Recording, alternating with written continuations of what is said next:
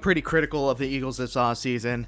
I've made a couple of videos talking about how I completely disagreed with how they handled Carson Wentz and how they fired Doug Peterson. I didn't like the Sirianni hire. I didn't like what they were doing with Jalen Hurts, and I've been pretty critical of the Eagles this offseason. And I made a couple of videos in a row, and I recognized that I was getting some backlash from some of the fans. Now, I understand that people normally don't like to hear bad things about their team. Like, guys, sometimes you're going to hear bad things about your teams. And I recognize that, with the frequency that I was making some of those videos, that it seems like I actually had something against the Eagles, which I don't. I'm unbiased. I'm a reporter at heart. Like, that's what I do for a living. Like, I take things unbiased and I make rational takes on what's going on. But it's like, okay, maybe I should back off for a little while. I can understand where people are getting from. People in Philadelphia are getting a little bit testy. I understood where people were coming from. But, I couldn't help myself today because when I see a press conference of, Sirianni saying, I play rock, paper, scissors, shoe with, my prospects because, if you're really competitive, you're going to, show me you're really competitive by continuously wanting to beat me in rock, paper, scissors. And that's not that's not verbatim what he said. That's kind of the idea that he was going for. Sirianni kind of just strikes me as the guy that is trying way too hard in a position in which he probably shouldn't have gotten. Like, somebody gets promoted in, a field of work and they probably shouldn't have gotten that promotion, but now that they've gotten that promotion, they're going to work super hard to make sure that everybody sees that, they're working hard. Maybe it was the right promotion. It's kind of the feeling that I get from Sirianni. It just feels like the man is trying so hard. And granted, he's been put in an impossible position. He's been put in probably one of the more difficult situations in the NFL. If the Houston Texans had not imploded like they did, I would have said that the Philadelphia Eagles probably had the worst offseason of any team in the NFL this offseason. That's how bad things were this offseason for Philadelphia. He's stepping into a situation in which, the entire mindset of the general manager and the owner was to try and fix the relationship with Carson Wentz. That's the reason why you were brought in. And now that quarterback isn't even there anymore. So now you're just tasked with, trying to work with a quarterback that you didn't draft, trying to make sure that quarterback, ends up being worth the draft selection and worth all the hype. You're also tasked with, playing in an extremely, popular division. It's not the best division, honestly. It's the worst division in football, but it's a really recognizable division. So you're trying to be competitive. You're trying to fill holes in the roster, and you're trying to make a competitive team in which the only reason, or one of the main reasons that you were brought in to begin with, was to fix a quarterback that's not even there anymore. Now, I will say this. I am extremely happy and proud of Nick Sirianni for one thing, and that's refusing to name Jalen Hurts the starter.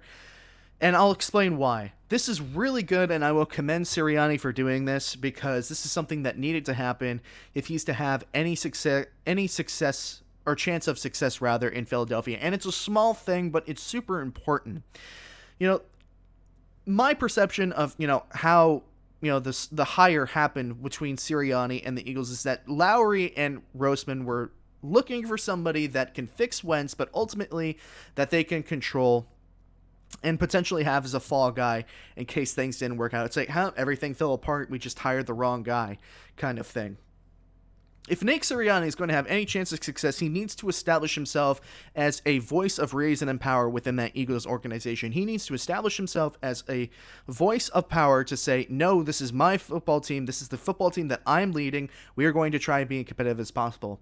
And with Sirianni not naming Jalen Hurts the starter, it really was the first time in which kind of the visions for the team kind of backlash and saying, okay, well, Carson Wentz was supposed to be the guy. Now it's Jalen Hurts. And Laurie and Roseman were like, okay, Jalen Hurts is now our number one guy. We're not going to bring any competition for him in. And obviously, since then, the Eagles have hired Joe Flacco. And Sirianni is saying, nope, Jalen Hurts is not the starter. I'm refusing to assure him that starting position. And that's fantastic for Hurts because you don't want to be given the keys to the castle after the king has already left. Like, you don't want to be that type of person that just gets handed everything to you on a silver platter. I imagine that if you're a competitive football player, you want that competition. And I think it's good that Nick Sirianni is saying, okay, look, Jalen, like, you're great. We like you as our quarterback, but we are not comfortable giving you that starting position yet. You have to earn it. The fact that Jalen Hurts is going to have to earn his starting position, even though everybody in the world knows that Joe Flacco is not going to be the starting quarterback for the Philadelphia Eagles. Joe Flacco is way past his prime. Honestly, I thought he was going to retire by this time in his career. Joe Flacco, is not going to be the starting quarterback in Philadelphia. It's more than likely going to be Jalen Hurts, but the fact that Jalen Hurts has to go and earn it is something that's incredibly important, and I think that instills the right mindset for the football team. You want to establish yourself, if you're Sirianni, as a coach with a competitive mindset and as a voice of power, because if you don't have that voice of power and that voice of reason and that competitiveness about you, you're going to lose the locker room. And granted, as I already kind of laid out, the Eagles have put Sirianni in a situation in which he now can't fix the quarterback that he thought he was going to try and fix. Carson Wentz is gone, and he went to Indianapolis. Like, Wentz is gone, so now you're stuck with Hurts, with an unreliable general manager and owner, and you have a pretty porous football team to try and work with. You don't have any offensive weapons. You have defensive problems. There is a lot of work to be done.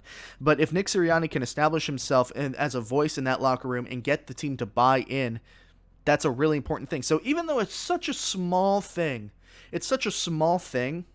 that Nick Sirianni was refusing to give Hurts the starting job, I find it as such an important illustration of what he needs to try and do, because you don't want Jalen Hurts to be given everything on a silver platter. You want him to earn it. You want to establish that competitiveness, and I think that's what Sirianni wants to do, to his credit. I just think that he's really awkward and weird about presenting that.